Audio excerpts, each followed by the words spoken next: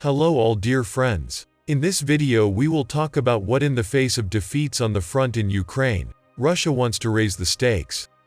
So today, May 10th, on the Air of Freedom TV channel, military expert Valery Ryabek commented on the attempts of the Russian aircraft to interfere with the NATO Frontex mission in the Black Sea.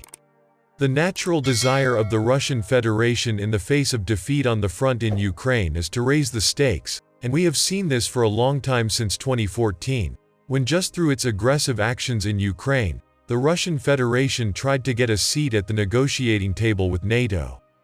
And plus, of course, it has not discarded the desire to regain the positions once held by the Soviet Union, the expert said.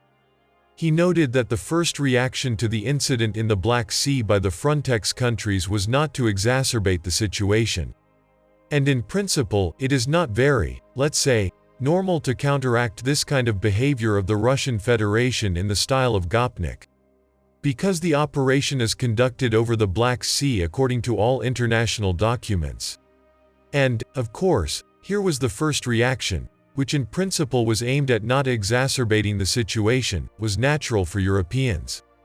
But, of course, it immediately put it in a disadvantageous position, because there should be only one reaction to these actions that blatantly violate all international agreements. It is a forceful reaction, Ryabek said, adding that in this case the use of weapons against Russian military aircraft was also legal. He expressed hope that further actions would be aimed at preventing such behavior by the Russian Federation in the future. And here is a simple cancellation of this mission. It will not lead to anything good, only to further aggravation of the situation due to the fact that the aggressor does not receive a proper response.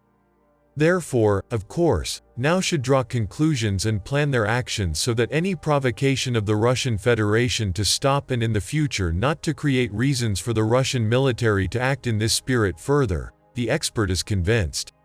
In his opinion, with its aggression against Ukraine, the Russian Federation wants to raise the level of the conflict from just defeat in this war from Ukraine to being defeated by NATO. And, of course, this will justify these theses that the Russian leadership is sowing among its domestic audience. And, of course, this is the kind of scenario that is desirable for the Russian Federation. That's what I associate this rather soft response to these provocations on the part of the Russian Federation with, Ryabek said.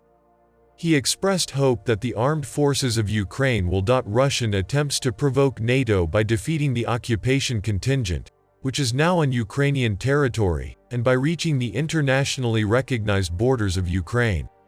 As a reminder, on May 5th, a Russian Su-35 dangerously intercepted an L-410 Turbole aircraft belonging to the Polish Border Guard Service, which was carrying out a planned patrol mission under the aegis of Frontex over the Black Sea and international airspace in cooperation with the Romanian services.